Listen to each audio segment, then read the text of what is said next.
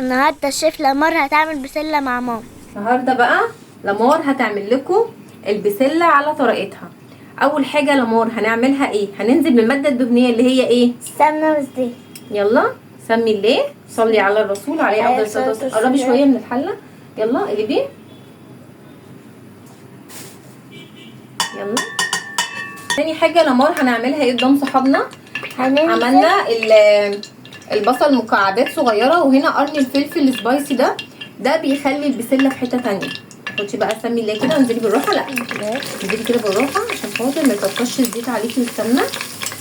قلبي يلا يا لمار، قلبي ايدك اليمين. معلش يا جماعه لمار شملاويه. احنا بقى هنعمل حاجه يمكن مش كل الناس بتقولها.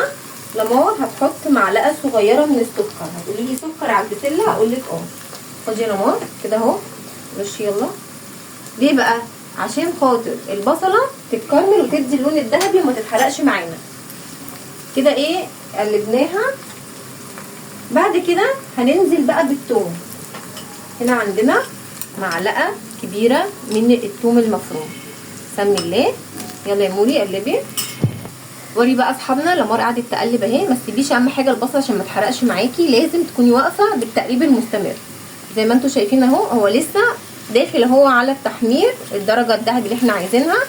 هننزل بقى كده يا مولي ما شاء الله. هنا احنا عندنا بقى البسله والجزر عاملين لها، حطينا في الفريزر مخزنينها. حطينا بس البطاطس. هنسمي الله كده وننزل بالبسله. ننزل بقى لمار يلا واحده واحده. انزلي بالمعلقه، حطي بالمعلقه، خلي بالك بالراحه عشان نشوحها. هنا بقى هنشوح هنا البصله مع الجزر والبطاطس والبسله. ننزل بقى هنا بالبهارات بتاعتنا. انزلي بقى يا موري بسم الله. حطي بقى البهارات كلها. بهاراتنا هنا عباره عن ايه يا موري؟ حطيتي ايه؟ ملح وايه؟ فلفل اسمر وايه كمان؟ كمون. رشه كمون. طبعا نحط ايه كمان؟ يلا بينا بقى ننزل هنا اختياري بمكعب من مرقه الدجاج. دي اختياري للي حابب يضيف المكعب. خلاص يا موري. نقلب بقى كده، نشوحها شويه، نغطي عليها ونسيبها تتشوح شويه. ما شاء الله تبارك الرحمن. مش قادره اقول لكم بقى على الريحه تجنن. شايفين بسله ما شاء الله تبارك الرحمن.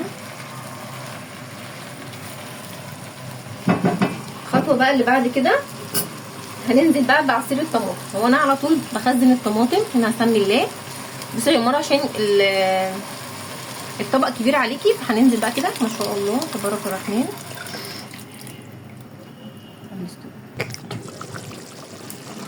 ما شاء الله.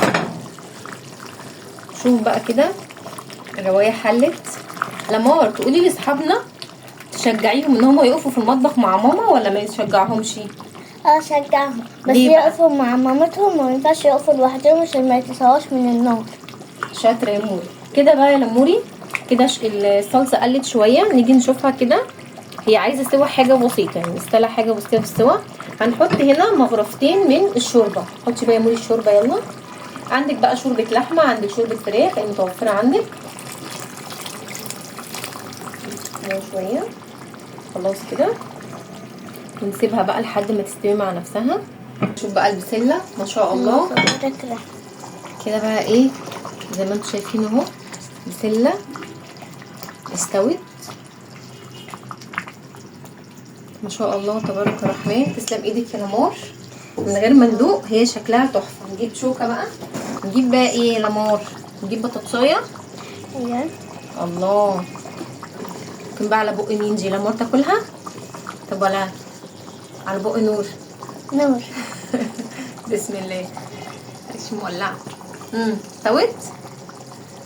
استوت تمام ماشي. تسلم ايديكم. يلا بقى موري تسلم ايد لمار عشان هي اللي عملت البسله النهارده زي ما انتم شايفين كده.